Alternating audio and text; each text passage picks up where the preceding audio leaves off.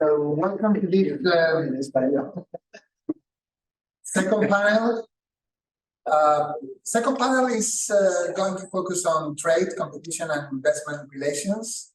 And we will have two main speakers. One, Valle, Far East of Digitrade. We are very, very grateful, Eva, for having you here. We know that you have been for a week just landed practically. So we thank you a lot that you make sometimes to be with us. And the second main speaker is Professor Wing Chun, of Economics, Jean Monnet Professor from Fudan University. After these two main speakers, we will have two discussants, Javier Porras and Miguel Verdeguer from São Paulo universities, which will give some comments, remarks, and maybe introduce as well some other key issues related to this field. So, Eva, the floor is yours. Thank you very much. Well, thank you so much, and thank you for having me here. I always really very much enjoyed outreach and discussing, particularly with academia. I think it's very important, but it is, I have to admit, quite tricky. Let me give you a 1 minute introduction about who I am.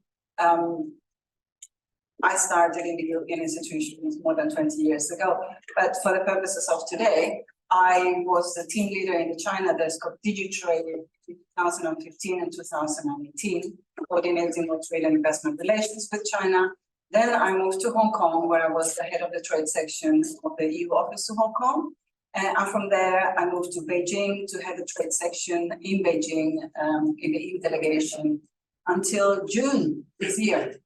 And I have now come back, and I'm the head of unit for Far East Asia, which covers China, but also Korea, Japan, Taiwan, Hong Kong, Mongolia, at Digitrade. So again, trade and investment relations. So that's my field. And I just landed yesterday from the second trip to China, 2 weeks, and the one yesterday was almost 7 days. So a bit intense. I accompanied Executive Vice President Dombrovskis to hold a high-level economic and trade dialogue with his counterpart, Vice Premier Khalifan. And if there's a little bit of time, I can tell you my impressions about that one. So about the topic today, I will start with China, partner, competitor, rival. I will try to explain what it means in the field of trade, what it means in the field of investment. Then we'll go to the de-risking that was mentioned this morning. And I'll finalize also on engagement, which also Dominic also did. I fully agree with Dominic, and it's not that we have discussed before, but I think for us in the EU institutions, it is almost like an immanent truth that the three tenements that we held in 2019 about China being a partner, a competitor, and a rival still hold, and that therefore the core of our strategy holds still today. What has changed is the balance of these three items, and that you have all experienced over the last decades and years, because actually China was always, I think, a partner, competitor, and a rival. But some of these elements were less strong. And China very often tells us that they have actually not changed. And to a certain degree, that is true. It is true that China always, let me now move firmly to the field of trade, always operated this type of trade distortive policies that we're not complaining about. There have always been for technology transfer. There has always been subsidies in state-owned enterprises. So why has our attitude changed? It has changed, I would say, on the one hand, because of the enormous impact of these policies on our economy. As the size of China's economy grows massively, those distortions become from tolerable to unbearable. On the other hand, also the attitude of China and the leadership and the drive in China's economic policies has changed. They were on a path of reform and opening up, and now that only stays, I think, nominally, whereas what we see is much more control, much more state-directed industrial policies, much more direction through state-owned enterprises, and even more, more coherent on a state track. So I think those two things have changed. And that has changed both our perception of China and also our response. We have had to. In the field of trade, China went through a huge transformation since it joined the WTO, lifting millions of Chinese people out of poverty as it got access to world markets, and it became a bit the place where everything was manufactured. And then slowly, surely China got upgraded into those global value chains, and this produced more wealth and higher welfare for its own citizens. But the path of liberalization has not been commensurate to the benefits that it has been achieving, and a bit the responsibility that we would expect of another WTO partner of the size of China's economy. China has always had selective opening and selective closing of the market, but let's go for the selective opening. China never opened across the board, but chose very carefully what sectors it could open and how far it could open and the conditions of that opening. And it was very often very utilitarian, I would say, most of the time, utilitarian. China opens where it needs a technology or a certain know-how. It attracts companies in that field, very often into with conditions attached, forced joint ventures, the result of which is more often than not forced technology transfer to a local partner, which in many cases, surprise, surprise, sets up some sort of parallel enterprise, competes with the former partner on the same Chinese market. The market share of the European partner diminishes and disappears, and eventually finds itself competing against its own former partner in third markets, and with formidable advantages from the Chinese side. First and foremost, the advantage of operating in a very, very large protected market, but then often also all sorts of subsidies and stimulus and regulatory advantages to go forward. So this has always been on concern, and as I said, as the size of the Chinese economy and it upgrades further, it becomes much more concerning. What has also been concerning is, or let me make a point here to the trade deficit, because we hear it very, very often, and I want to make a point that we are not, when we talk about trade deficit and the concerns that the trade deficit reaches, China is operating now the mother of all trade deficits across its history, and the trade deficit with the European Union is more than 400 billion euros, which is enormous, enormous. So whereas China is our third largest trading partner, and I need to correct this because for a couple of years, China was our first trading partner in goods only, and that has now kind of fallen back to place. First trading partner for goods and for services is the US, then the UK, then comes China. Although it's a very large and very important trading partner, and the trade flows are very, very important, these trade flows are very, very balanced, and gives us a result, this enormous trade deficit. And why is trade deficit a concern for the EU? We don't have allow me to say, Trumpian approach to it. It's not that we want China to buy our soybeans or whatever it is that they wanted, and we do not think that trade deficits are bad per se. However, when a deficit is a result of distorted policies, it is a problem. And we consider that the trade deficit is, to a very significant degree, the result of policies that stimulate the supply side. In China, traditionally, and particularly after COVID, there has been an enormous stimulation of supply side. This is a manufacturing. At the same time, there's a lot of depressed, or the consumption in China is enormously depressed. People need much more substantial structural reforms than the ones that are going on in order to give them trust that they can invest. And also they need vehicles to be able to invest. And the main vehicle is the real estate, which is now going some difficulties. So as China doesn't consume domestically, but continues to stimulate the production side, you have a big glut of manufactured goods being produced over capacity in many, many sectors. And where should those go? Those are being pushed and favored to go outwards through exports. There's lots of export supporting schemes.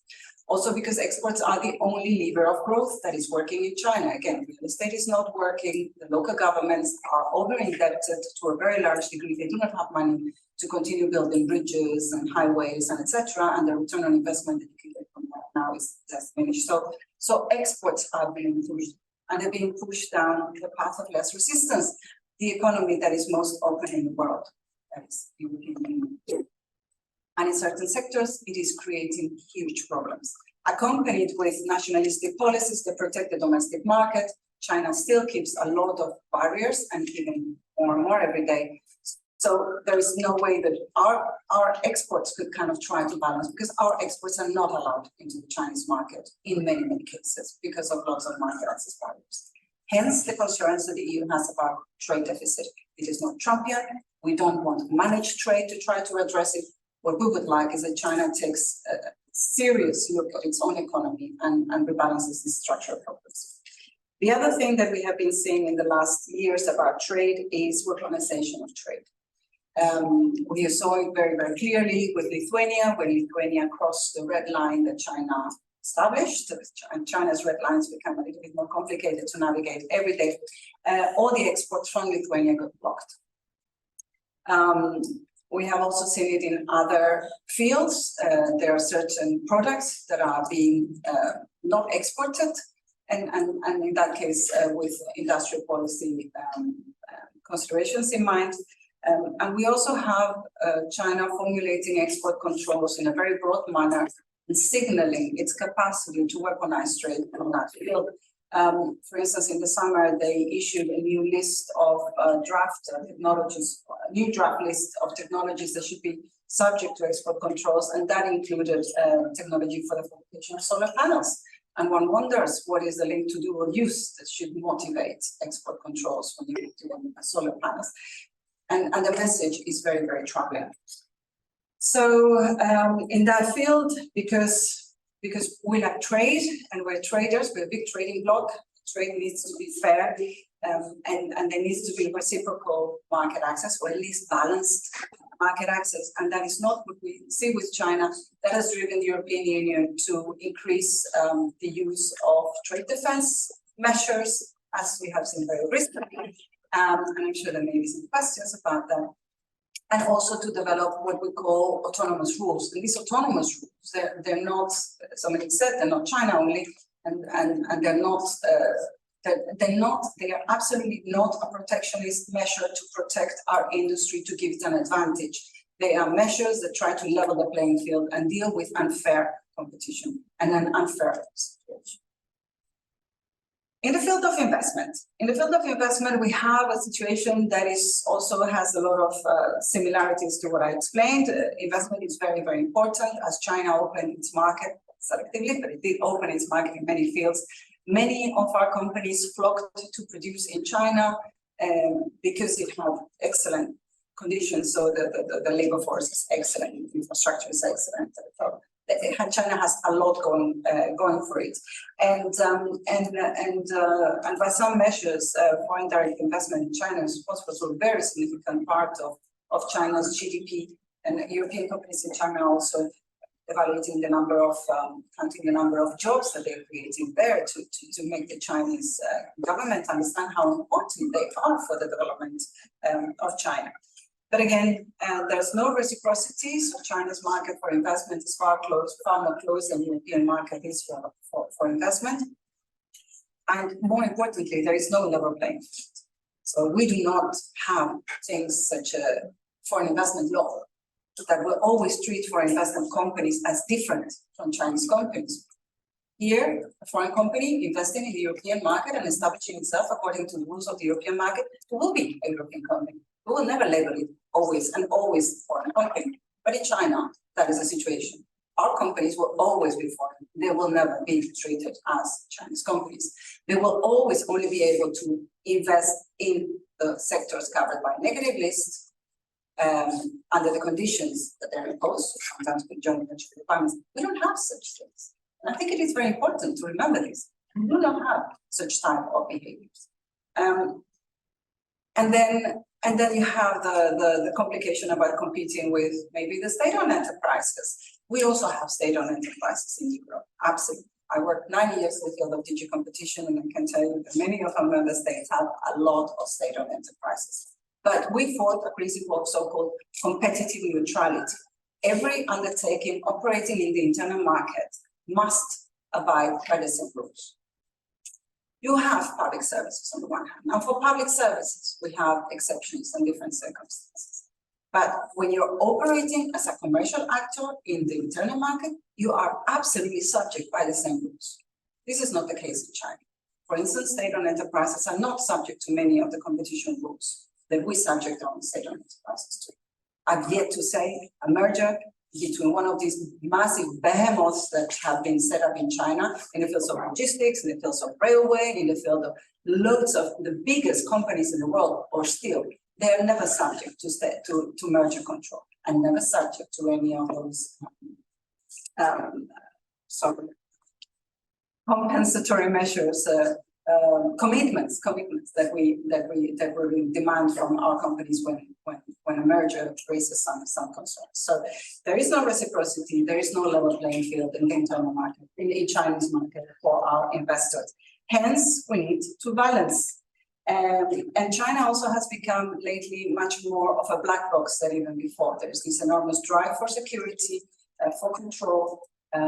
It is very, very difficult to get the information, particularly lately they have issued these anti-espionage laws and the foreign relations law that is creating a lot of uncertainty. So consultants and advisory bodies that try to advise companies to operate in the Chinese market make the job increasingly more difficult, and very often the only advice that they can offer to clients is what one can read in the China Daily, which is the government mouthpiece, and it's not very deep in information, and it is very unclear what information is considered as security risks. So information about yields of crops or about the development of solar panels or wind energy in certain provinces is now also considered quite sensitive.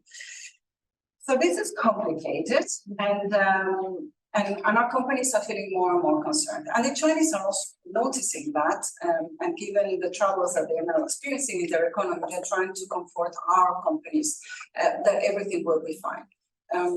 There's a study from Rhodium that shows that the European investors in China have become increasingly concentrated in terms of companies, countries, sectors. It's a happy few of them. And those happy few, China is trying to comfort. But it is difficult to comfort when you have at the same time the security overdrive, and particularly the whole data regulation. Now, companies cannot import and export data out of China. It's having massive effects on China. Short on de-risking, that it's not decoupling. The EU is and wants to remain open, and that is also why we need to take some measures to make sure that we can remain open. This is what Dominic said before. And for me, de-risking is about resilience, and it's about security. Resilience is about not putting all your eggs in one basket, which I think is very straightforward, obviously. But it's also about ensuring that there are no bottlenecks. We had last year enormous troubles when China had problems with the production of magnesium, and we discovered that we are enormously dependent on magnesium. And it's not that they were weaponizing those flows, so they had a whole set of circumstances I will not enter here, but they just had shortages. Same thing happened at the beginning of COVID when we realized that we were all dependent in China for personal protective equipment, and all of a sudden it was not available. So all of this, we have a responsibility as policymakers towards our populations, towards our economic agents, to make sure that flows are not, they don't have these weaknesses, intrinsic weaknesses in them. So we need to build more resilient supply chains. It also implies that there are no choking points in our supply chains. And here I go back to the weaponization of the economy. China can do a lot itself to assuage concerns about its reliability as a trading partner. If it goes down the road of systematically weaponizing trade and investment flows, the message that it sends is that it is not a reliable trading partner, and that we need to diversify away from it. So there's a lot that China can do, and this was one of the messages that we have been putting forward to them this last week. Then the other angle of de-risking is security, and security is unnegotiable. And security is not something that we negotiate, that we discuss, but that we have to get permission from any of our trading partners. It is our obligation as public policy makers towards our constituencies, our citizens, to make sure that our supply chains are secure, that our economy is secure. And it's very difficult nowadays to build the very clear division between what is more traditional kind of security, defense related, and what is economic security. But that is the exercise that we're trying to reach. Autonomously, so we are doing these risk assessments following the economic security strategy issued by President von der Leyen. And we're looking at infrastructures, about technologies that can be of concern. And here we have the tools of the foreign investment screening, which has been in place for 2 years now. And we are revising on the basis of the experience that we are achieving to see what investments come into the European Union. We have export controls, which again, we're also always trying to revamp and tailor. And it is about the dual use technologies that we can export from our partners. And there's an announcement that we will consider outward investment screening. So screening the investments that our companies make in third countries in a very narrow set of technologies. And again, the aim is to make sure that we have a very, very narrow subset, so the small garden and the high fence that people talk about, a very small subset of technologies that we really want to preserve. And in those areas, we will impose conditions, or at least we will do some sort of screening. I cannot speak, the work is ongoing in that respect, but not overall. I'd like to finish about engagement, and Dominic said engagement is very, very important. Again, I think it is a responsibility of every responsible policymaker to try to ensure that the relationship doesn't unravel, that there are no misunderstandings, and that we have a relationship towards each other, but also towards the rest of the world, because we are large economies. And this is part of what EVP, or I would say this is essentially what EVP Dombrovskis went to do in China in his visit. We want to have also that conversation about how our systems, which are very, very different, when they interact, they produce glitches, tensions, and distortions. And that will force us, the European Union, to take more measures to cope with those distortions that the Chinese system imposes on us. But it is very difficult. In China, there is the drive for security, for control of information is enormous. So it becomes very difficult to get messages across the board. Again, with anti-espionage, foreign relations, and the rest, it's a bit more complicated. But we try to put things really again into perspective. China feels very much like a victim, and it presents itself as a victim, and presents the European Union as the unresponsible or the abusive trading partner, and we try to put things back into perspective. So you cannot have a foreign investment law, an anti-legal list, and national screening, and complain that we do foreign investment screening. It is much milder than what China has. You cannot have capital controls and an outward investment kind of list of technologies that are allowed and not allowed, and complain that we are considering an outward investment scheme. You cannot have a procurement market, that is fully closed and not committed, not bound by any means or international instrument, and operates a national preference basis or via China policy, and complain that we are considering adopting an instrument that will maybe close our market as a means of leverage to get reciprocal access.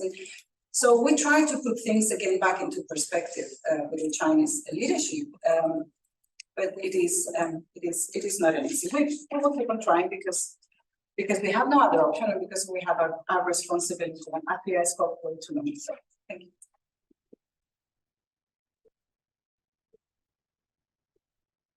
Thank you very much. I think the European position is very, very, very clear.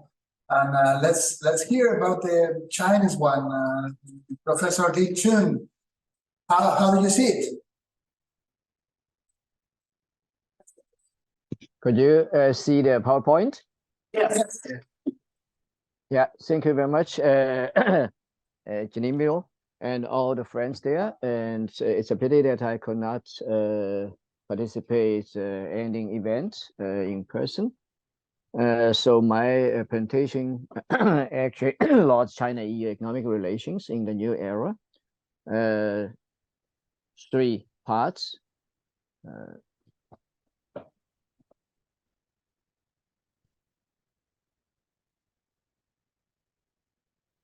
Actually, the status quo, and then the causes, and then the prospects. First, about the trade, EU-China trade in goods. We have seen that despite the pandemic and also the geopolitical issues, we still have the increase last year, and and also 2022 also marked the biggest trade surplus for China in China-EU trade so far, at least 396 billion euros. And the first half of this year, from January to August, China-EU trade in goods with a 9.4% decline year on year. And also EU import from China decreased by 9.4%, and EU export to China decreased by 0.1% year on year. Actually, that's the status quo of trade in goods. And when we see the China-EU trade, China is still the biggest import partner with EU and the third largest export market, like already mentioned.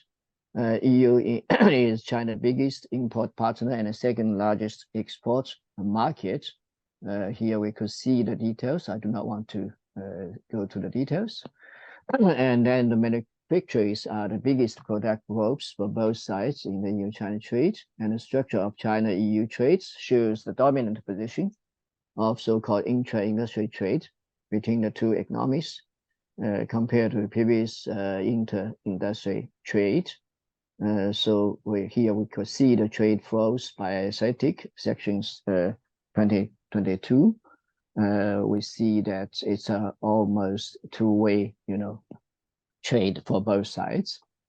And the total volume of China-EU trade in service, which account for 1/3 of the total trade between China and EU, was a increase also with time. And although it's impacted by the pandemic, but continues to grow, which the graphs just has shown these kind of trend. And we all know that in terms of trading service, the EU side has always surplus. Then we switch to China-EU investment. In 2022, the EU outwards FDI in China increased by 92.2% year on year. Here with some big case like German investment in China up to 52.9% year on year. Later we will show some very big case with these outwards FDI in China. In recent years, actually the Sino-EU bilateral outwards FDI grows very steadily and growing at about 10% annually. So here just shows some of the case which the EU outwards FDI towards China. So one of these big one is the bus investment in Zhanjiang in Guangdong province in China, and also Huawei and BMW and Daimler-Benz ranked top 4 and occupied almost 1/3 of total EU outwards FDI to China. So that means despite the decoupling or de-risk, still outwards FDI from EU or EU member states to China still increase with time. Although we know nowadays we observe more and more in China for China strategy of European investors here in China. And here when we talk these bus as an example, here you could see that the investment of bus in the new factory in Zhanjiang account for almost 10 billion euros. And in turn, or in contrast, we could also observe China's outwards FDI towards EU. So here, just take this CATL, which is a battery producer in Hungary, which was account for 7.34 billion euros. And here I also have to mention that the greenfield investment is becoming the main model, which accounting for new record of 35% for total outwards FDI in 2021. I think compared to the broad investment or other acquisition and merger and acquisition, this kind of a greenfield investment is just what EU want to attract or to appreciate very much. In contrast, I think we have very cold politics. So here I just mentioned 4 points. The first point is no doubt EU's changing views on China and EU-China economic relations, because in previous years we always say that among the relations between China and EU, the economic and trade relations is always the anchor of bilateral relations. So here we know that from Juncker Committee, especially since EU-China strategic outlook, which definition the Sino-EU relations more as a cooperation and negotiation partner, but as well as the economic competitor and systematic rival. And newly, we have this de-risking policy, which here we could see, for example, the EU-sensitive ecosystem, which identified 137 products, which account for almost 6% of total EU imports, are highly dependent products, about half of which are from China. So the EU is trying to diversify its supply chain. That's quite obvious.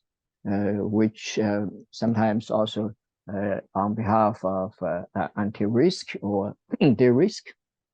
And then second point, which is more with this EU-US check and balance intention. We all know that during the Donald Trump administration, there is this establishment of TTC, which regularly worked and also making up of the intention of containing China.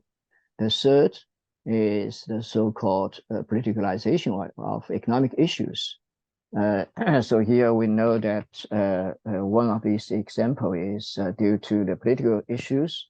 We have the frozen of CAI ratification by EP, and here from EU, people emphasize more these economic sovereignty and these kind of issues.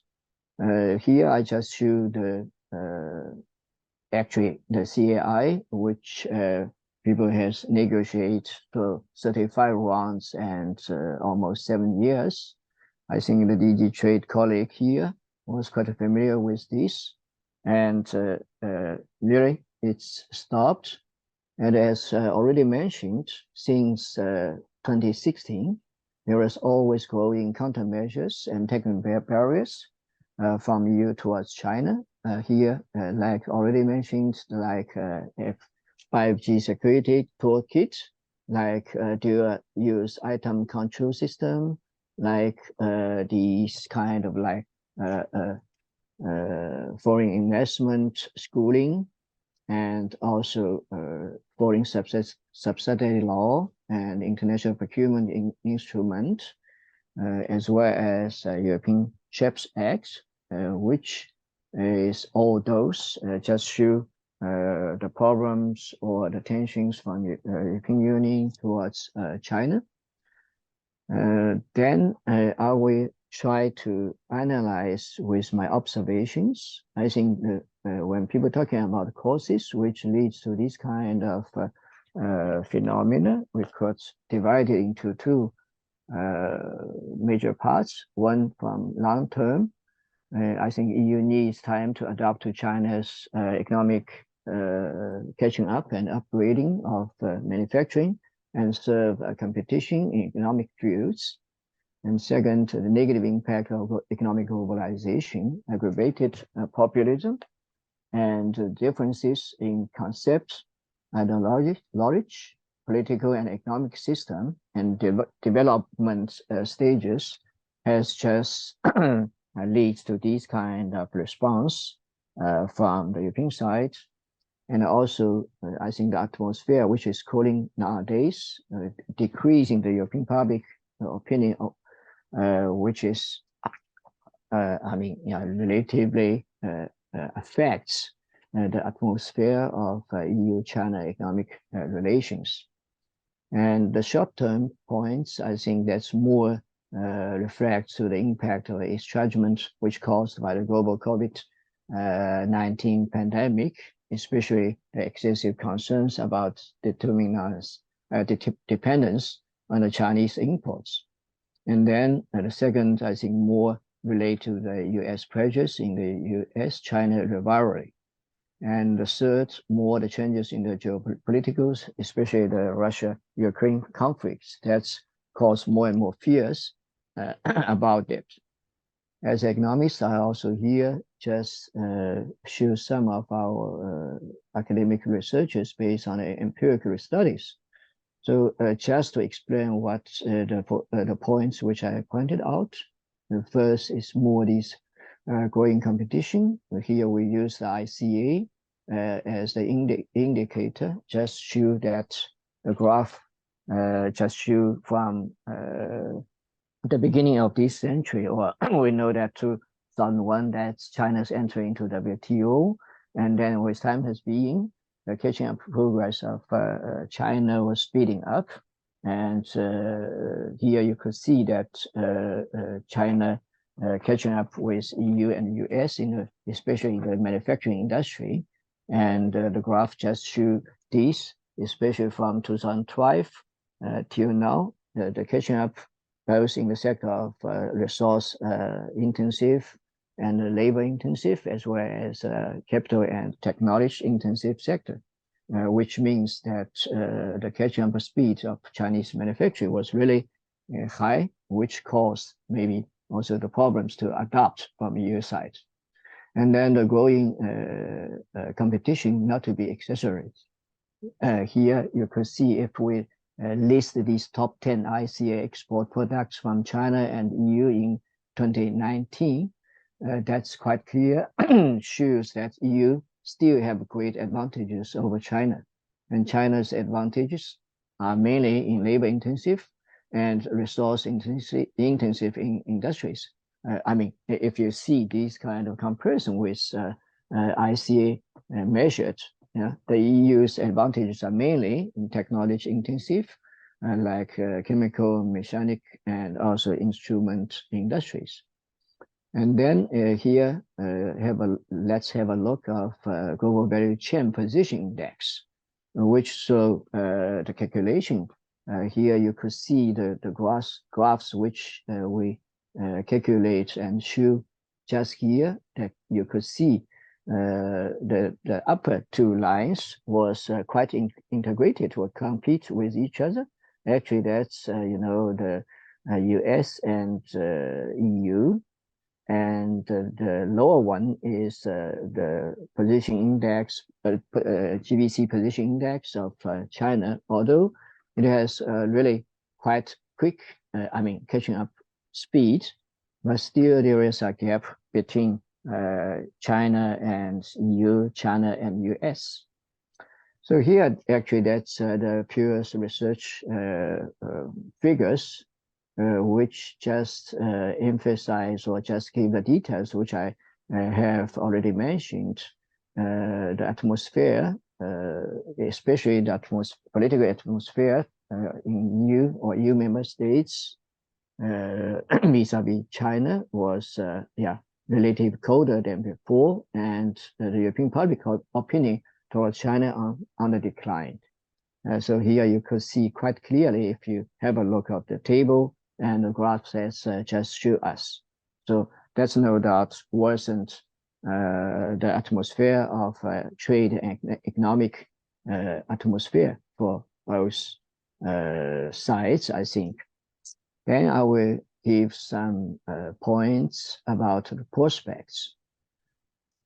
First of all, I think nowadays we are facing with lots of uncertainties. There's uncertainties on EU and also global economy. It's like the impact of Russia-Ukraine conflict on energy, trade, and politics, and also high inflation, and also the tightened monetary policy by ECB, no doubt has impact to the economic circle or economic situation nowadays of the EU. And economic recovery of world economy was relatively sluggish, which has no doubt the negative impact to the European export and import, and also the economic circle. And then we all know that then we will have the elections of European institutions next year. And the uncertainties in China-EU economic relations is such as the growing politicalization on economic issues, like we have already observed, and really could we observed and felt there, and also the different understandings of strategic autonomy, which the European Commission has really emphasized, and what kind of a US influence will impact to Sino-EU economic relations, especially when the next year we will have also the elections in United States. So all these are the uncertainties we are facing with. Yeah, but I think we still have a great potential for economic cooperation.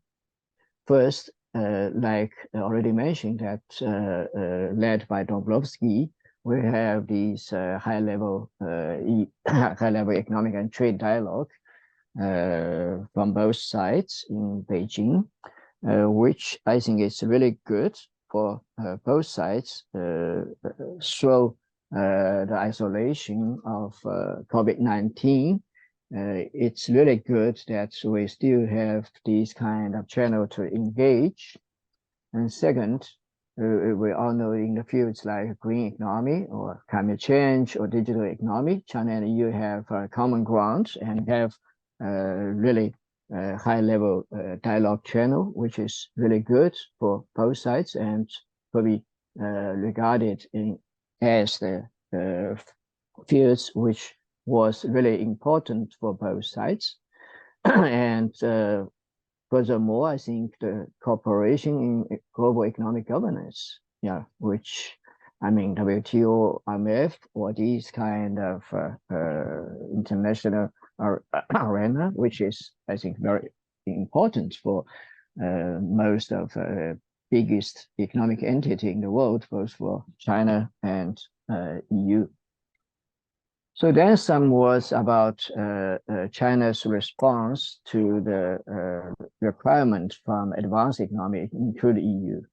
So here I just listed the so-called new foreign investment law, which launched in 2019.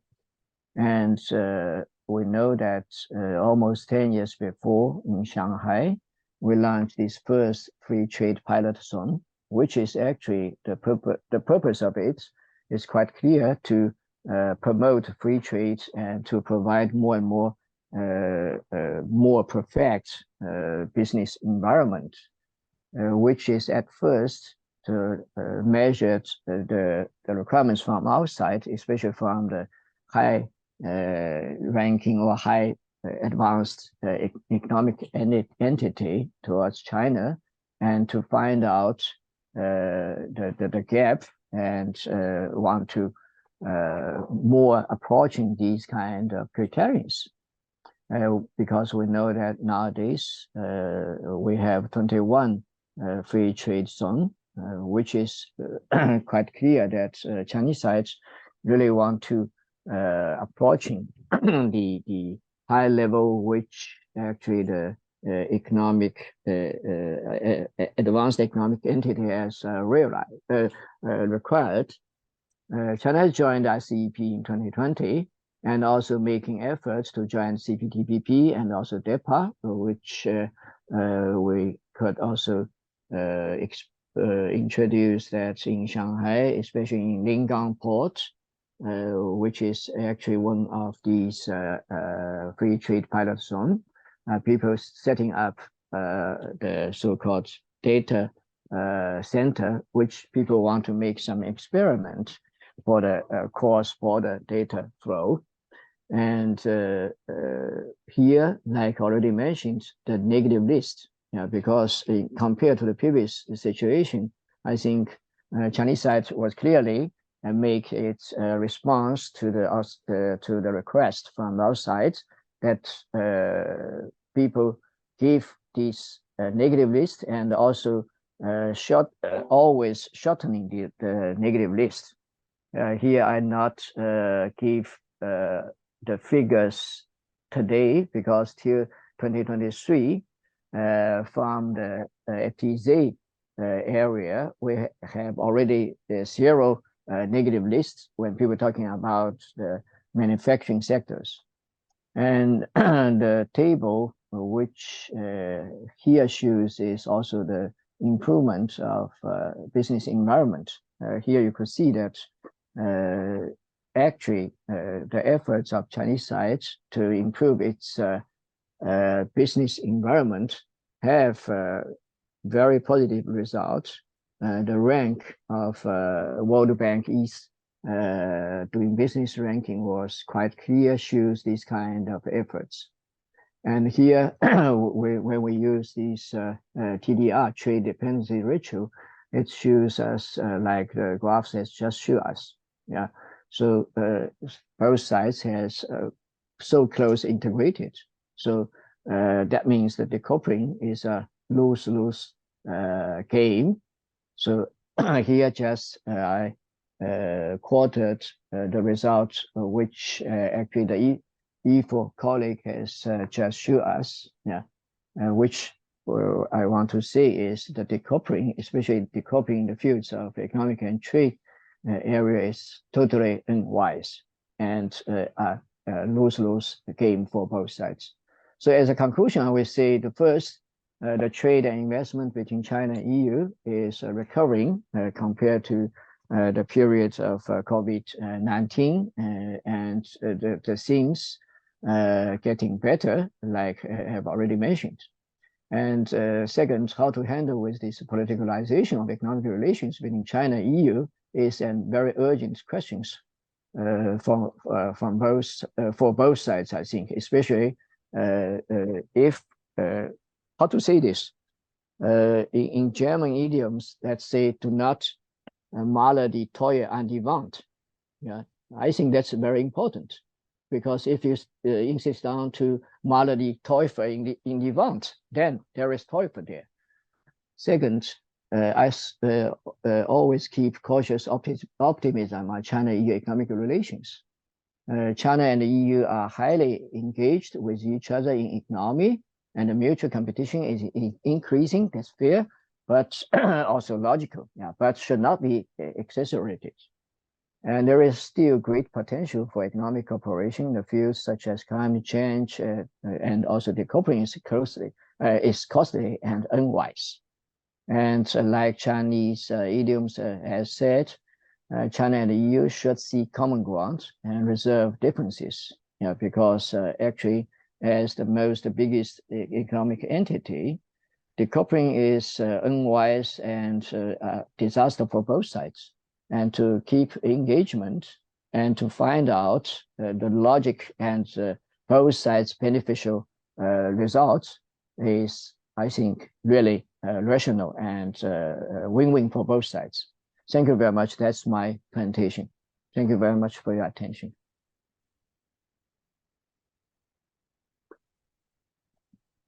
Thank you very much, Professor Ding Chun. I think we can make a short maybe interaction between the two main speakers before we move to the discussions. So, Eva, would you like to say some remarks regarding Professor Ding Chun's presentation? Yeah, I will try to be short because I'm very interested in what the discussants also have to say. But there are two points where I couldn't help myself. One is the point about the politicization of trade and economic relations in general, and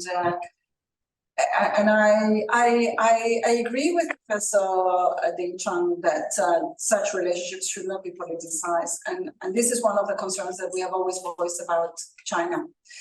We feel that China has always politicized trade and investment relations and used it as a lever to punish member states when they, for instance, cross the red lines that China sees, and we saw it very clearly with Lithuania. What more clear example about politicization of trade and investment relations than blocking all of the imports from one of our member states, and even trying to interfere with how supply chains were organized within the internal market and that. So I totally agree. Trade and investment relations should not be politicized. And I want to make clear that the fact that the EU is taking a more serious or strict stance on dealing with distortions does not mean that it's being politicized. The fact that our president makes an announcement in the State of the Union about a concern that had been growing over the months in the European Union and launching a technical investigation doesn't mean that it is politicized. It's true that it comes in a political scene, that our president was rather responding to the unease of European consumers and producers and not trying to launch any type of political war with China. It was reassuring our constituencies that we are taking things seriously and that we're going to look into a matter that is of great concern to us. But we will do it in full respect to the WTO rules, both procedurally and in substance. The second comment is the continue to open up. We hear that, we have been hearing it for very, very long. Again, we are seeing the opposite on the ground. It is true that the foreign investment law and the negative list, and again, let me say, these are the basis. So China is fundamentally a closed market. It only opens for foreign invested companies that will always be regarded as foreign and treated differently than Chinese companies in the sectors that are not listed in a negative list. It is true that those sectors have been reducing. It is true, but it is really minimally. And we fear that the reduction in the number of sectors that are excluded for investment is accompanied by an increase of the administrative burden and the regulatory surveillance. So for instance, one of the sectors that was open for competition was automotive. So you no longer need to establish a joint venture to set up an automotive plant in China. Again, one of those too little, too late. By now, of course, the Chinese automotive industry is fully competitive, so no longer nothing to fear, hence they open up. At the same time, what we call the economic needs test has not been removed. So you still need permission to be able to kind of make use of that new opening. Hence, we have some plans that have been able to kind of expand its investment. And one of the examples that was brought, the new investment by the BMW, they were actually buying out their joint venture. So yes, a new investment, but so. Other European automotive companies have asked for permission to try to buy out their joint venture and set up their own wholly owned subsidiary. Now that this is fully possible, they have not got that permission. So what one hand is on the open theory doesn't mean that it is open in practice. And we see that in particularly with the whole environment about data flows that creates a lot of uncertainty. Hence, yes, there is a lot of European investment still in China, but the two examples that Professor Ding Chang brought up are actually the lion's share of the European investment in China that took place in 2022. It was the 10 billion investment by BASF and BMW 4 billion investment buying out its partner. There has been very, very, very little new investment going into China. Certainly not from SMEs. SMEs are out of the market. This is too tough a market for them to navigate. And this is actually not the market, the target that the Chinese government wants to attract. Mostly what we see is companies that are reinvesting their profits in China. Also because, there's very little option. There are capital outflows. It's much more system to reinvest your profits. It's difficult to bring your profits out and it becomes political even some European companies that would like to reduce some investments in some parts, they find that they cannot, because it would be taken as a political message and the Chinese government may retaliate. So they feel that they cannot do anything but go forward. Professor Hichun, would you like to make also some remarks? Yeah, thank you very much. I think, like I've mentioned, as economist or academic, I really do hope that really we do not, just like mentioned at first, to engage, and then second, to solve the problem, because you could not solve the problem with one cut, one beat. That's quite clear. At first, I think very important. You should see that the progress and also the efforts the other side has made.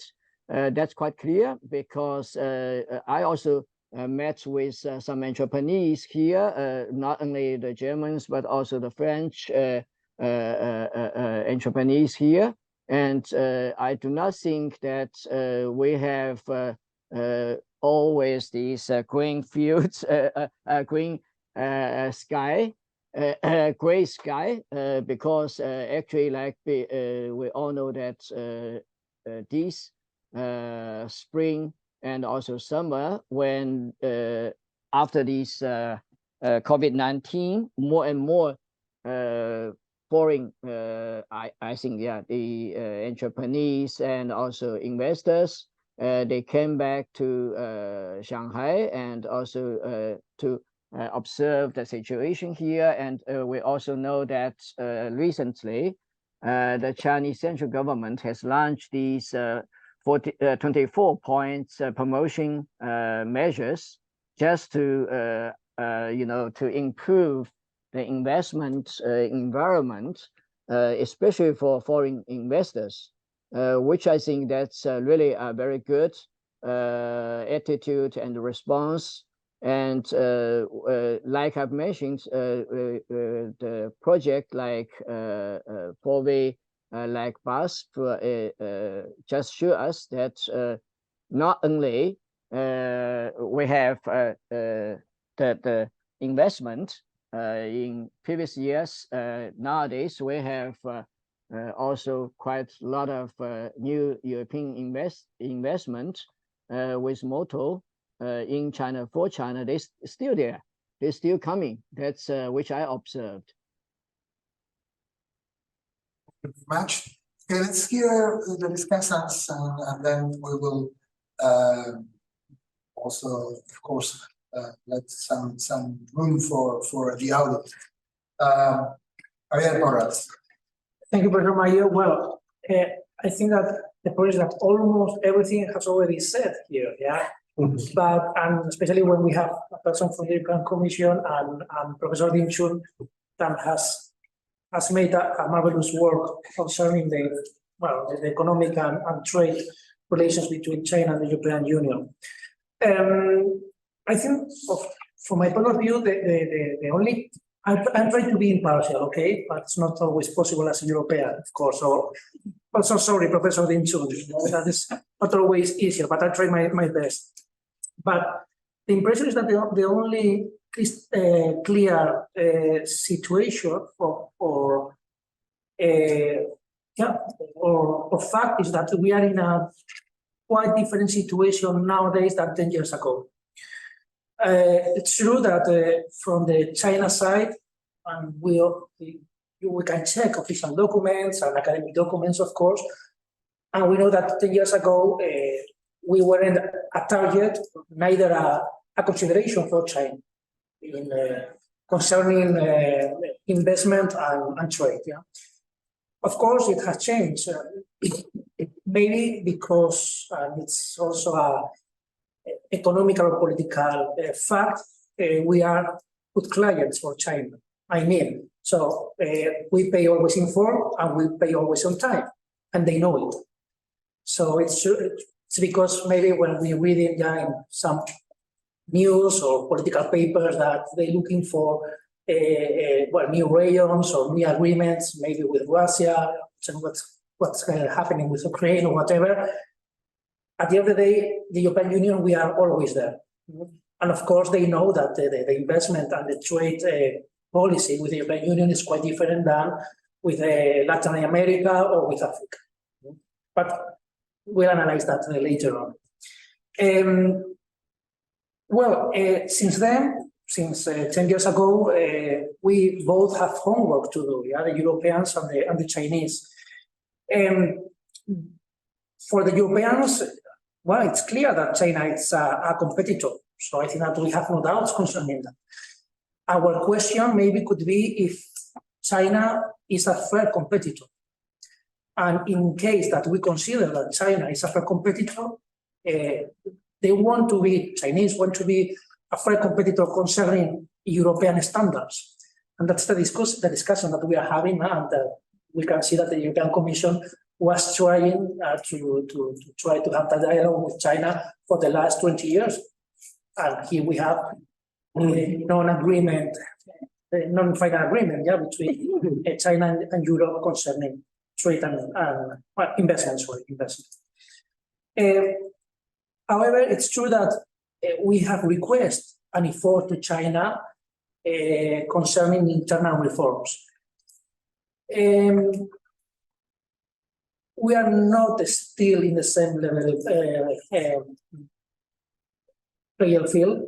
It's clear also.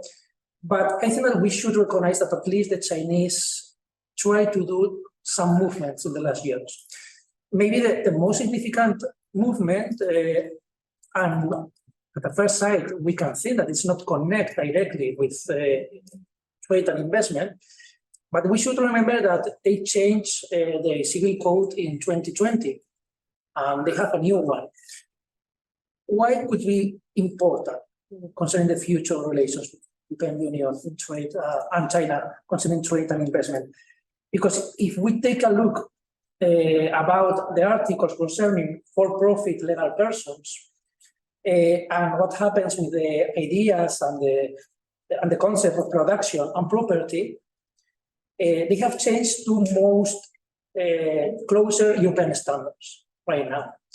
And it didn't happen before that.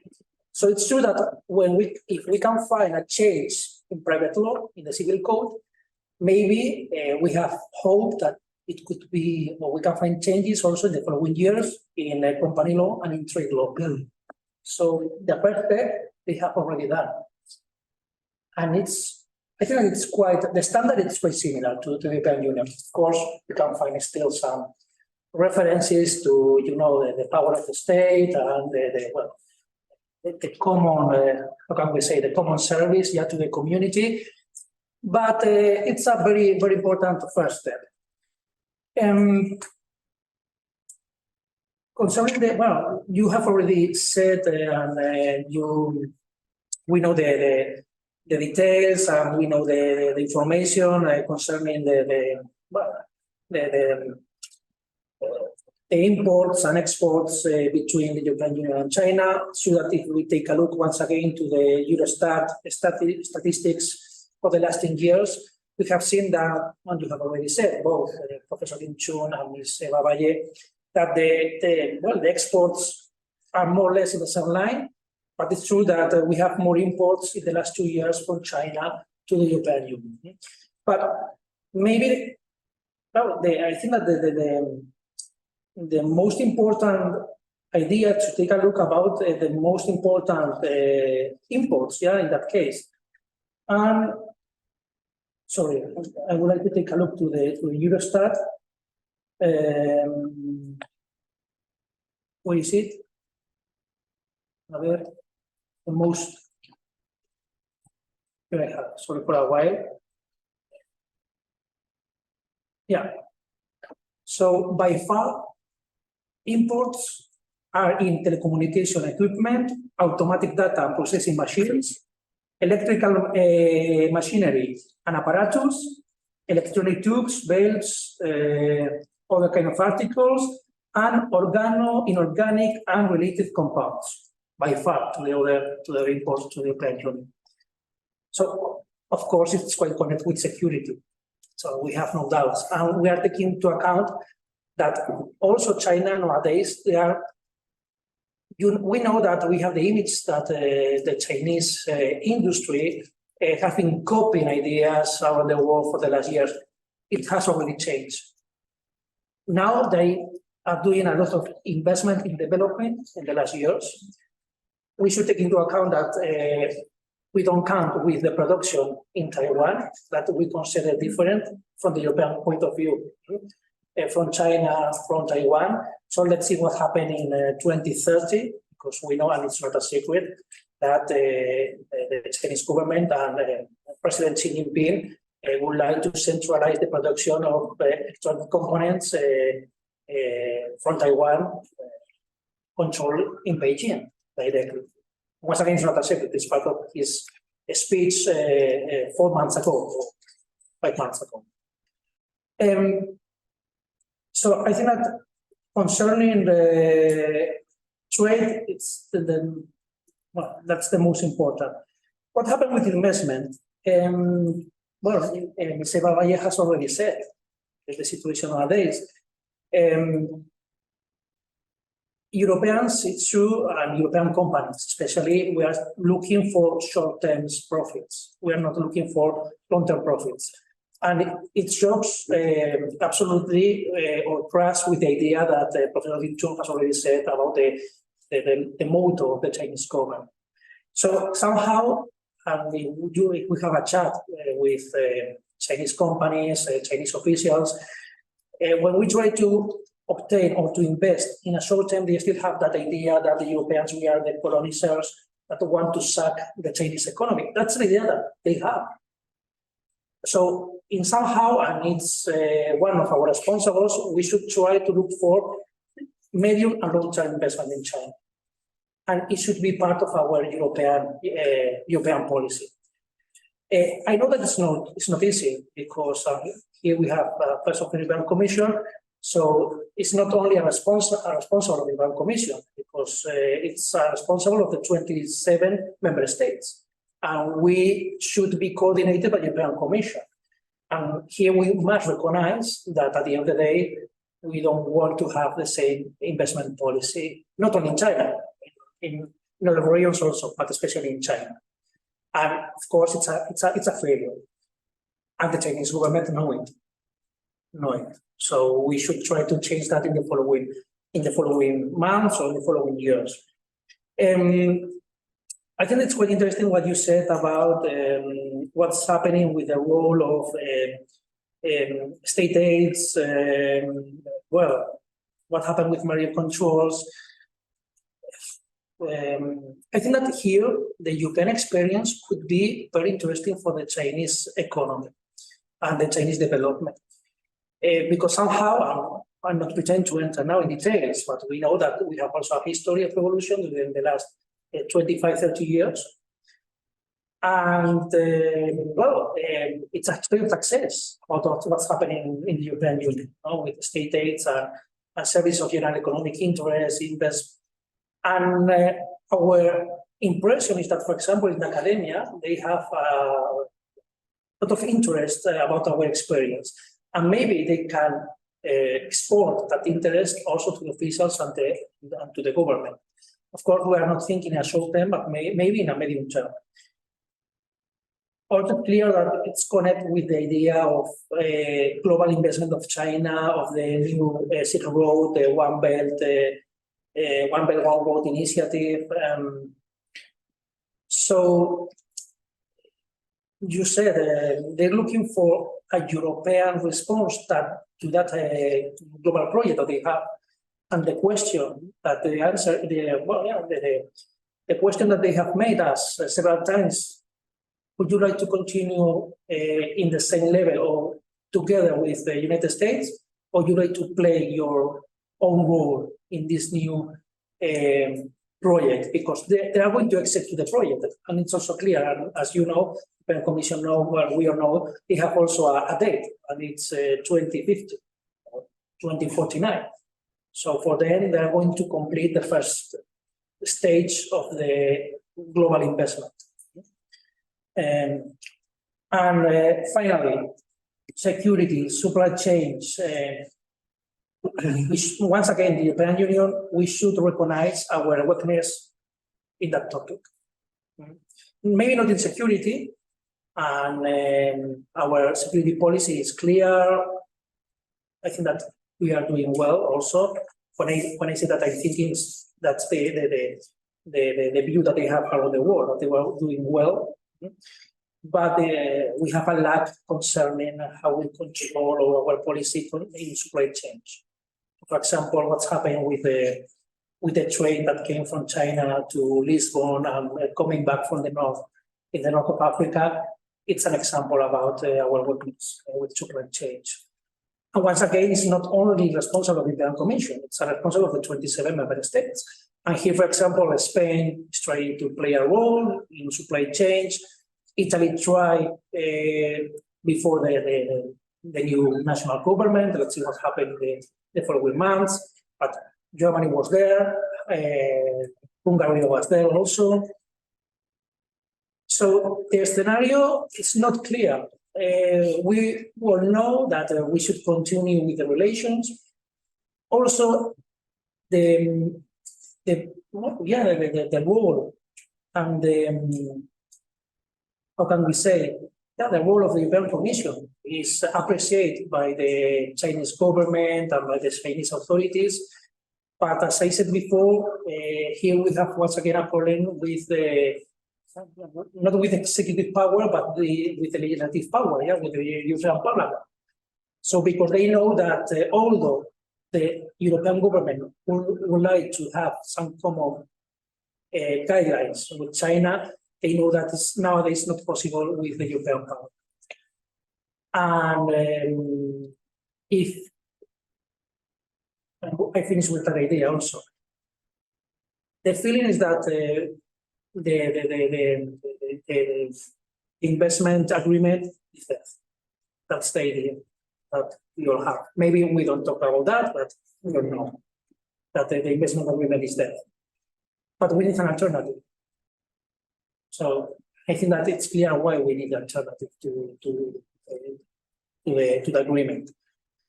And we can wait another 20 years. So we have 10 years, almost 12 years, but no more than 12, to look for that agreement. And we need agreement, both we need agreement. And if we are not allowed to look for some alternative, and I'm sorry to say that, but we are not in the same level of field. We are behind China at the moment in the globalization. But well, I said that I try to be impartial, however, okay? And that's my first impression, but thank you very much for Mr. Avalle, because that you explained perfectly the politics of the Commission, and Professor Ding Chun because I don't know that Professor Ding Chun is also an impartial voice in China, and in the academia. So we will appreciate not only your work, but also your teamwork, yeah? That's all. I'm pretty sure that my colleague Miguel Verdeguer would like to underline and to say more important things. Thank you very much. Miguel Verdeguer. Okay, following the insightful lectures by the speakers, and also by my colleague Javier. And although I'm intending to go very quickly over competition policy, the operating of competition policy between EU and China, I would like to start saying that we Europeans need to try to strike a balance between our openness to foreign markets and our ability to be self-sufficient. So as you know, nowadays we're living like this framework within which we're moving, and it is determined by events that we cannot control by ourselves, and we cannot cope with them and provide an effective answer to them, nationally speaking. Either it's pandemic or it's a war. So when we are heavily reliant on certain strategic tendencies we can talk now, like, healthcare supplies, semiconductors, energy, cereals. What happens whenever there is a shock in international order? Simply, our supply chain breaks. So that for sure has a twofold negative impact. First of all, on the usage sensitive, on the other hand, on the competitiveness of our industry. That's why there should be like these two roads that are intertwined. We need to be diversifying markets, but knowing with whom we diversify and what we diversify. That's very important. That's essential.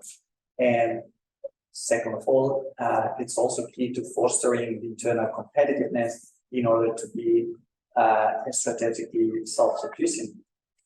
And I would fully agree. I would totally be on board with Commissioner Verstappen when she said, okay, we have no intention to decouple. We've been talking about these two concepts all the time through the lecture, but I want to stress it, and then again. So it's that we don't want to decouple. We have no intention to decouple from the second largest economy in the world, but we have to adopt the risking strategy.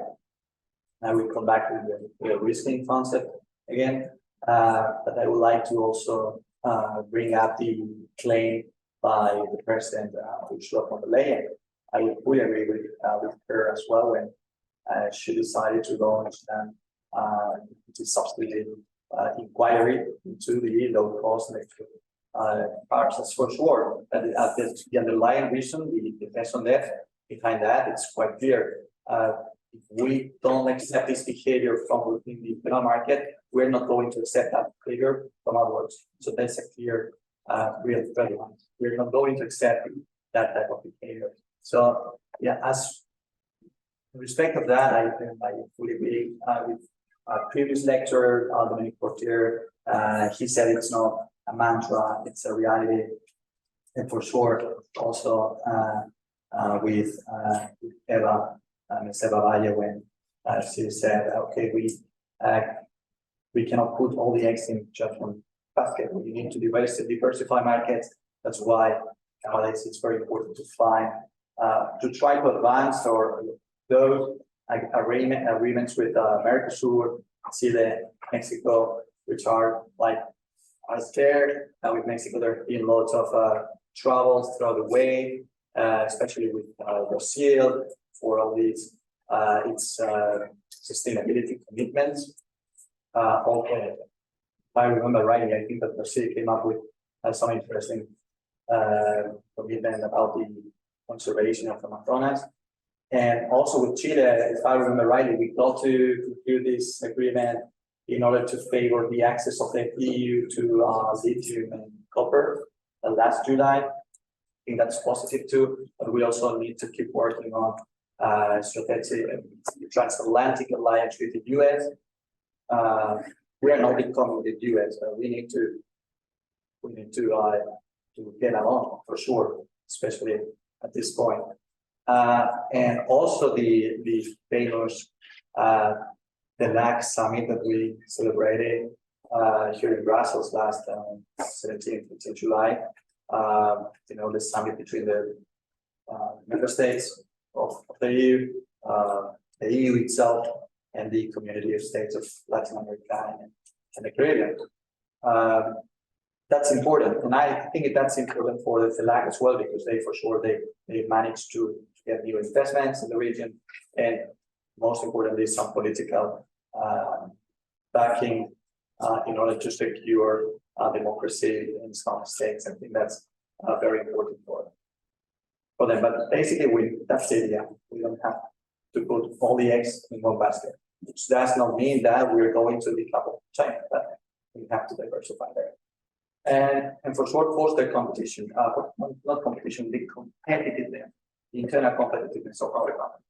We need to be, what's the message that that our industry got after the pandemic? It's like, okay, we are a strong industry, that's for sure. We are resilient. Part of that resilience is thanks to the openness to the internal market to other markets. So basically, trade gives like an added value to our supply chain, but we also learned that we have vulnerabilities, and when there's a shock in the national order, or supply chain suffers. So we really need to work on that, and that's why we really need to channel all the investment through the two paths that the von der Leyen administration set from the outset: the sustainability and digitalization. Within sustainability, there are multiple legislation, multiple proposals, and it's very important to try to push them forward. They're like touching in almost every economic sector. We have like a few EU, if I remember correctly, a few EU or maritime and the planes and everything. I think all that's very important. Everything that fits into the objective Fit for 55 or 50, Fit for 55 package, and also to channel the investment through towards digitalization. I don't know who came up with the European Chips Act, but that's also, I think that's a success. We're intending to cover, if I remember rightly, on roughly 20% of the worldwide production by 2030, something like that. We are mobilizing the 43,000 million euros, both from private and public sources. So that's very important. And also, when it comes to be open in geopolitical terms, taking the concept of autonomy and strategy to the trade arena and all that, but it's very important to keep working in the EU on our fundamental pillars. It's very, I think it's crystal clear that if we are looking towards European Union of 30 or even more, we need to reinforce the foundations, try to push forward the migration asylum pact, fiscal reform, and for sure the enforcement of the rule of law, because there are lots of troubles, not just in Hungary and Poland, but I would also look into my own house of Spain. So there are lots of troubles that we should crack down on immediately. Also open formal investigations with the training of law. I think that's important. But also the message that we're going to give them. Okay, so we have to tell them, okay, we're going to try to facilitate your incorporation, but the reality nowadays is that the average time that it takes a candidate to join the EU is like, I don't know, it ranges from 9 to 13 years or something like that. I think the report was broken by Finland, Sweden, 3 years. But the reality is that we cannot make our population from Moldova and Ukraine to have high expectations on something that nowadays I think it's not exactly like that. Also to pass from unanimity to qualified majority, I think very quickly to that, but it's very important to from unanimity to qualified majority, because if we look back in time to the origins of the European communities and we say, okay, all the European communities intended to safeguard peace in the continent through the integration, through economic integration, and we are looking at the enlargement policy as a tool to safeguard peace and unanimity, reflect the old intergovernmental Europe that we want to that portrays lack of willing of integrate. I think that's for sure we need to pass on that. And just to say also the model of the budget. It's a very small budget, so we have to adjust the budget. It's very small. The lines are closed. Most Western countries will go on become net taxpayers with a larger, more flexible and solidarity budget. And when it comes to competition, there are voices within the EU that the best way to compete to keep the backlog in Chinese market is to allow the creation of European champions. Basically by giving reliable mergers between large European companies. So I said new policies. I totally disagree with that. And this debate is not at all new. Actually, all the way throughout the original European merger control regulation, that debate on the table, and the European Commission was very clear and has stood clear by by that means nowadays. It wants to outline and develop a competition policy oriented inwards and not outwards. This is looking out for the internal market and for the EU consumer own sake. So we are not intending to create world leaders to the detriment of effective competition in internal market. And just a means of example, last year we prohibited the proposed acquisition of Hudson by Siemens, had this merger gone away, received the green light, then we probably would be talking about the biggest train company in Europe, but we don't want to do that. We want effective competition. And in addition to what I've already said, when it comes to cooperation and competition, can I say that EU and China have always maintained sound and healthy relationship between them. Since the very beginning, the EU and China find like this common understanding that okay, we need a common understanding of competition, and bearing in mind that the US and the US and the EU have traditionally been the reference for emerging jurisdictions. China showed since the very beginning a preference for the EU regime over that of the US. Basically, and in a nutshell, very broadly speaking, I think that's because of the US is a stronger advocate for market self-correcting mechanisms. So it's obviously that China would refer to more than its anti-monopoly law on EU's competition law. And even though materially speaking, there's a resemblance between EU's anti-monopoly law and EU's competition law and Chinese anti-monopoly law, I can say that there are for sure lots of differences, divergences in its application that would be right mainly from the central bureaucracy of its competition authority, the social market principles, and I would point out the different welfare standards, political interference in decision making, or even a degree of transparency detected in merger control. Having said that, I gotta say that the European Union seeks convergence on competition law, competition policy with everyone who is willing to cooperate.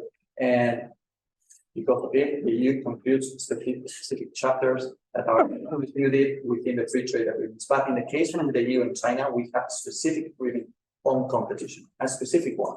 So I think that's also quite positive thing that the EU is supporting development of competition policy in China. Looking back in time, since 2003, even before the enactment of the Chinese anti-monopoly law, we tried to institutionalize a dialogue with China in order to pave the way to lay the groundwork for the Chinese anti-monopoly law. That led to the creation of a competition policy dialogue, basically a permanent platform where we can exchange views on competition issues, and that evolved over the years. During the presidency of Manuel Barroso, we signed this important memorandum, and if we read all the points that were included, many of which concern the exchange of views on competition policies, I wrote down just a few of them. I'm going to read them out loud, but I think they are quite important and show and portray that cooperation. Exchange of views on developments in competition legislation. Exchange of views in the enforcement of the legislation. Exchange of views with respect to multilateral competition initiatives. Exchange of experiences on competition advocacy, and so on, so on, so on.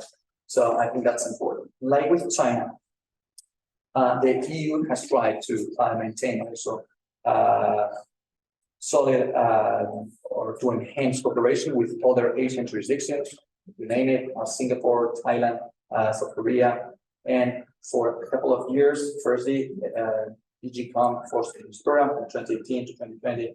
It was a success, and nowadays it becomes ongoing. Basically, this program is oriented towards internal training of officials from those jurisdictions, from Asian jurisdictions, that can come here to Brussels and receive that internal training. And the other way around, officers from DG.com that can go to those countries and also try to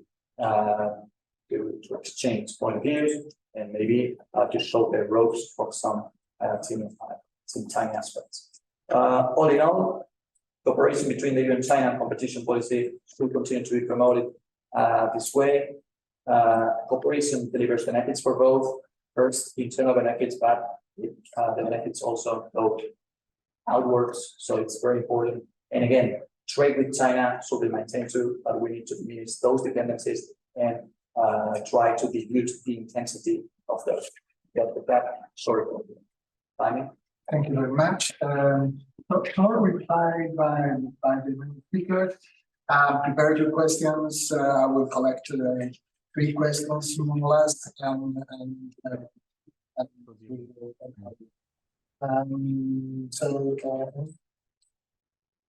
will make just 2 very short points because I think it is interesting that people also have the chance to ask their questions, because maybe this was not very clear because I started immediately on I'm the trade lawyer here. But I wanted to clarify that China is and will remain a very, very important partner. Nobody is willing China away. It is a very difficult partner with a very difficult economic system that generates a lot of challenges, but it is an essential partner in many fields, particularly for essential supplies of key inputs that are also essential for the green and the digital transition that we both aim. It is a very, very important market for many of our companies. Sure, it's a reduced number, but it's a reduced number of very, very large companies, very important sectors, and that need China not only as a source of revenues, but also in terms of innovation, because indeed the Chinese are not copycats. It's not that they just steal all of our intellectual property rights and then they do it. No, they are a very innovative economy in their own right. So China is very important. Nobody's really the way. We will need China, and we want to continue to be able to rely on China for our supplies. Maybe not all of our supplies, obviously, but for our supplies, we want to be able to continue to engage with China as a trading partner. And then I comment also on the issue of competition. Indeed, we have been engaging with China, as with many other jurisdictions, and we have been very successful in supporting them, providing them technical assistance in creating a field of legislation that is a body of legislation that is actually mirroring more our system than other systems. And competition has been very successful in that respect in producing this body of legislation. Implementation is a very different matter. Like everything in China, its terms are not always as precise and as narrowly defined, and certainly not precise and narrowly applied. And there's always this carte blanche, if and when necessary, particularly for the state sector. In the field of state aid, we also have been trying to engage the Chinese in a dialogue to try to also replicate our state control system. And actually, that has been interesting on the Chinese side, not least because then they will be able to control better what the provinces and the regions do. In China, we said at the beginning, it's not a monolithical state, it's a continent of different layers and a lot of complexity. So they are interested, but we still remain at the level of exploratory discussions and transparency. Sometimes they're more interested than others. And I'm afraid that we start always with transparency as like almost an undeniable, imminent, universal good.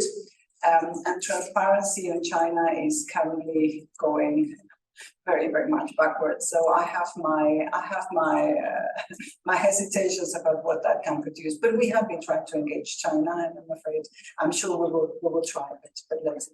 So I leave it at that. Thank you. Professor Ding, do you have any remark now? Yeah, thank you. Yeah, I think I want to maybe 3 points. First, I totally agree with Javier and the colleagues that we both, I mean, EU and China as one of the biggest economic entity in the world, have to keep open or remain open, which is very important. As economics, we all know that without fair competition or only with kind of a toolkit of economic and trade toolkits could not protect its real interest. Second, I think both we have to do homework, like Xavier has mentioned. Yeah, if people want to complain, then you can gathering quite a lot of complaints. Yeah, if you see people from China Chamber of Commerce to EU, you can also collect lots of complaints. For example, the market access problem, especially in some of the EU member states. That's quite clear because if you ask those, Chinese investors there, and also the due intelligence mechanism, and also foreign investment screening mechanism, and also GDPR. People will say these kind of things increased very significantly the compliance costs of Chinese investors in EU and also in EU member states. And yeah, people also talking about the CBAM or these kind of things. But I think like in Beijing, people talk with like the issues of anti-subsidy investigation of EU towards EV or these kind of things, or 5G. Yeah, so at first, I think very important is to have attitude, really want to solve the problem and to go to the details or more technical details and to find out the solution beneficial for both sides.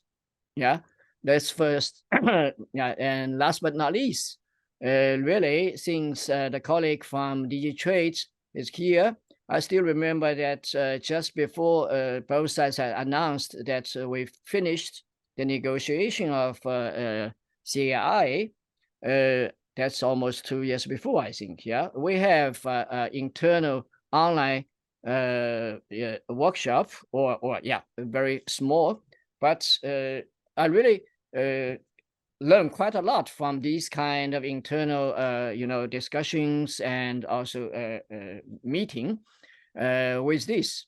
We all know that nowadays, I think within the past the rest time of this commission, we do not see the hope that we could recover this kind of CAI. But after 3 years and almost 35 or 4 rounds negotiation, we have this CAI manuscript. And although I do not think that we could have this again, at least that's the result of the efforts from both sides through a very hard negotiation, and the points which are on the table is real the points which both sides, especially for the economics sides fields, and also for the entrepreneurs, they really pay more attention to this.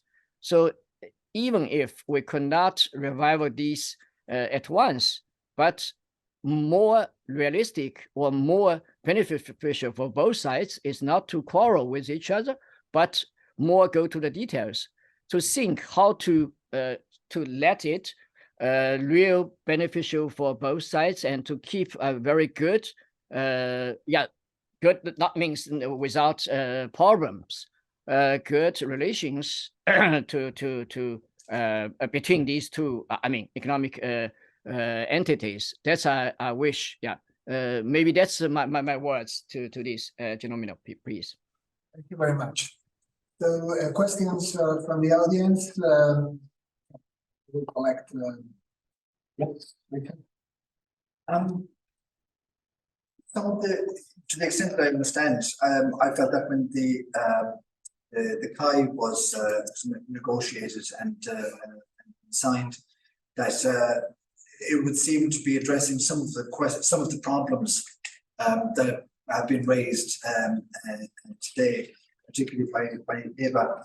I've had some recent ideas from China about possibly unblocking the CAI, although I can't see how that can be done politically. But are there attempts, are there moves to, in some other way, agree elements of the KAI that it might address some of these problems that you've identified. Any questions? Yes, congratulations for the panel on all the interventions.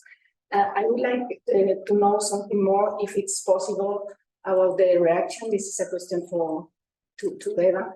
The reaction of the Commission, taking into account the reaction from China to CBAM. I've got two very specific questions. The first one is for Eva Valle. It has to do with the market levelers, these instruments that level the playing field.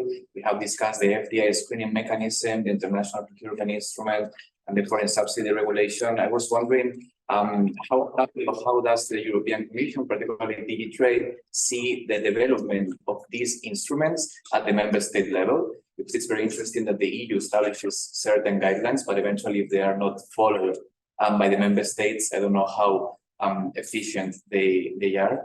And the second question is for both Eva Valle and Ding Chun, Professor Ding Chun, and has to do with the existence or lack of existence of a centralized database which is public concerning FDI. If a researcher wants to know the comprehensive list of Chinese FDI in a certain member state, where can that person go? And of course, the same from the Chinese perspective, outgoing FDI. Thank you. Yes, I have a question for both speakers, but I am particularly interested on the opinion of Professor Ding Chun, since probably it's opinion that we normally don't have on the European side. From your point of view, having a more or less long distance vision of this misunderstanding between China and the European Union, do you think that China is the side that has changed during the last 10 years, or it was the European Union? So China has changed anything that is essential about trade, about investment, about competition, or is that the European Union, particularly afterwards the COVID pandemic, who has another vision about its weakness, about the problems about, for example, supplies and so on, and now it's trying to reindustrialize itself and trying to fix certain limits, certain red lines in order not to go further in this dependency towards China. Professor Ding Chun, would you like to start answering questions? Thank you. For the technical question, I think officially we do not have these very concrete figures to find out if you have a look of statistic Chinese statistic yearbook, but actually as economics, sometimes we have some data from these Chinese Development Center. They sometimes collect these, but the quality of these kind of data is not always good. So I think if people focus more on very special EU member states, when people have to say how much is the FDI investments in a very specific member states, sometimes we should find out or contact the related institutions to find out this kind of data. But normally it's not on time. Yes, maybe 1 year or 2 years after. About the changing, I think we are in the changing world. Yeah, so both sides has changing, and really like we call proposing both sides has changing, and I do not think that's only one side has changing because the world is changing. It's quite clear, but I have to say that to open to the outside world, here in China, people want to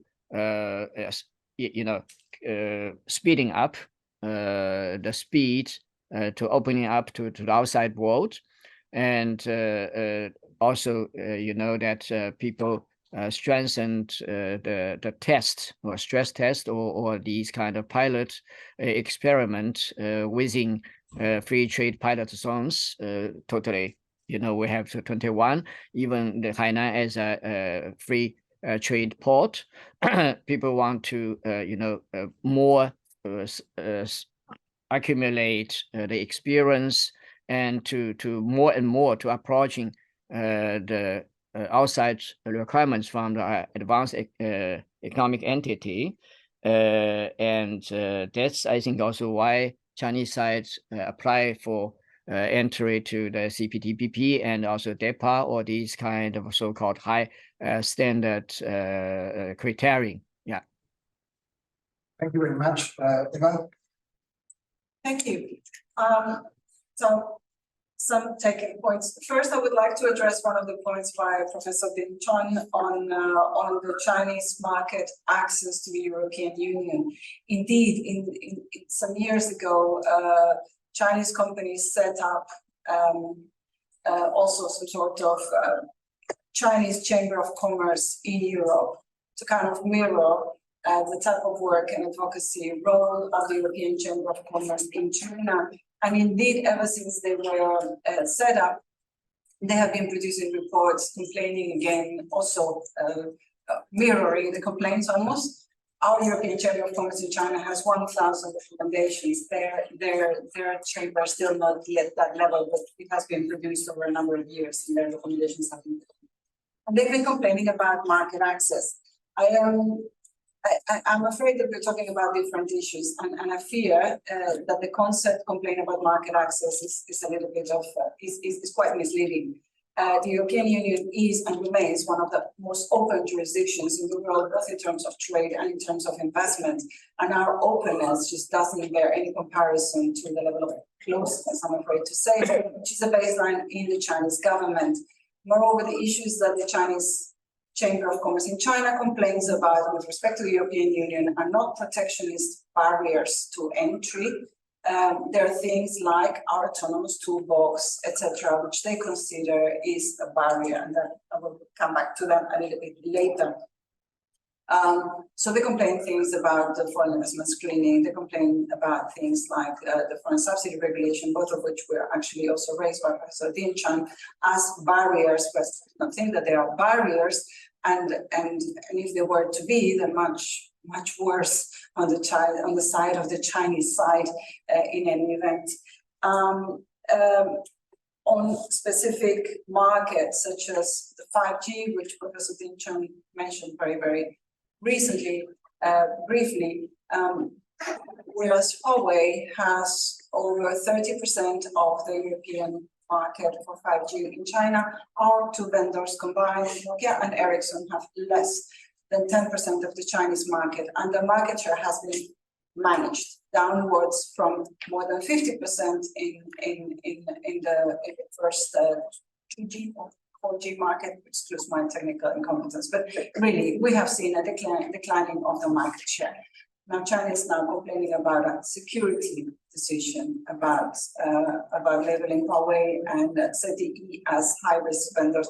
These are not market access barriers, these are security concerns. We can discuss market access very happily. The imbalance is also there, 30% for Huawei versus less than 10% for our market, for our companies. So we can discuss that, but we're not going to discuss security. This is not an area we can discuss. Kai, yeah. I try to avoid it, but I never respond to that. So I am one of the people that invested several years of my life negotiating Kai. I used to travel with the chief negotiator back and forth to China, and I gave all my best to the power of engagement and trying to agree good and predictable rules on investment. Kai was never supposed to be the magic wand that addresses all of the problems, which I think was part of the criticism that Kai faced within the European Union, not in China. But it tried to provide, first and foremost, legal certainty about the level of commitment that China had agreed until now, then small new market access and provide rules on other areas that are important for investors, and I think would have been of great value, particularly for technology transfers and some transparency about subsidies and limitations of the margin of maneuver of SOEs. And it would have established also a good channel of communication to try to solve problems. So absolutely, there was value in PI, even if it would not have addressed many of the problems that we now have and that issues. It was not a silver bullet, but it had value. The political situation is such that nobody will try to put high ratification forward in the current political context with the sanctions on the European Parliament. All of this has become impossible. And I would say that, and as our president said, it needs to be reevaluated, reassessed according to the current times, because time has passed. Because PI was an agreement negotiated on the basis of a mandate that was even 10 years ago. And the mandate that we had 10 years ago is not maybe the mandate that would have been given now. But I'm afraid that our co-legislators would indeed assess the KAI according to current circumstances. So indeed, there is a decalage, and for the time being, we are reassessing KAI, and I don't think we are going to put it forward for ratification anytime soon. The current political context is not possible. On CBAM, I think this afternoon you will have much better explanation and in-depth discussion. What we tell China is that the CBAM is not a trade protectionistic tool by any means. It's not even a trade tool, although it's articulated with trade instruments. It is not China specific, and China is one of the countries with whom we would really like to actually engage. And you will hear this afternoon that there is a mission of the Director General Tijitaksur to the whole of Asia, trying to spread the gospel and try to negotiate and engagement from our counterparts, because it is not a trade protection tool. It is not, and it's also not China specific, which we also tell them. On the toolbox for the level playing field, and I really like very much that you echo that they are to level the playing field and that they're not protectionist measures, and the application by the different member states. The one that is kind of decentralized application, so to say, is the foreign investment screening, because that is applied by, so member states have each their national security screening on the basis of their own rules. All of that based on very, very narrow security considerations. And on top of that comes the EU investment screening that tries to inject transparency and coordination into that mechanism. But that is the one that is really maybe different member states applying different manners, but all of them are based on very narrow investment, national security considerations. That mechanism is now up for review because we have been operating it for 2 years, and we will see what comes. But before the end of the year, we will propose some fine tuning surely. All the other tools, they are applied centrally by the European Union. So the foreign investment, the foreign subsidy regulation, which indeed establishes a level playing field because it mirrors our stated control to the extent possible. So until now, we have stricter rules on our companies than we had on foreign companies, including Chinese companies. So what we're trying to do is level the playing field. It cannot be regarded as a market access barrier. Conceptually, it's absolutely crazy. Or the investment procurement instrument that will be applied by the European Union, which is an instrument that would allow us to kind of close selectively our market to force partners with whom we have no agreement and who are not members of the government procurement agreement to force a negotiation to establish a bit of reciprocity. All of those are centralized application. Last, the FDI database. Very complicated. So you have to operate on the basis of Eurostat data, which are always lagging. They're always coming in a bit late. We have a contract with Rhodium. We have a framework contract that we tender, and it has been earned by Rhodium. So we established a project called the EU-China Observatory, and we publish on our website quarterly flashes. They track for us investment operations, operation by operation. And you can find information about sectors and member states over the last year. They've been operating for quite some time. So you will find it in the website of Digitrade and the China pages. China Observatory, it is called the project, and we publish the quarterly flashes with the data here. Thank you very much. Just John needs to applaud the speakers and discussants, please.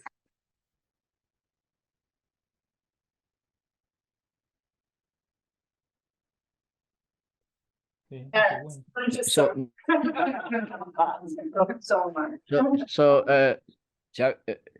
Genomino? Yes. You wanted to? Yeah. May I add it? The colleague has a question about the statistic of outwards FDI in EU member states. Actually, you could find it recently on the net of State Administration of Foreign Exchange. Thank you for adding that, and thank you very much for having been there as well, June. Thank you very much. Thank you. Yeah, thank you. And for those who are following online, for the open event, we will start at 1 o'clock, but on the other Zoom link that you have been sent normally. And then afterwards, for the last session on taxation, it's again this Zoom link. Okay, thank you very much. Cheers. Thank you.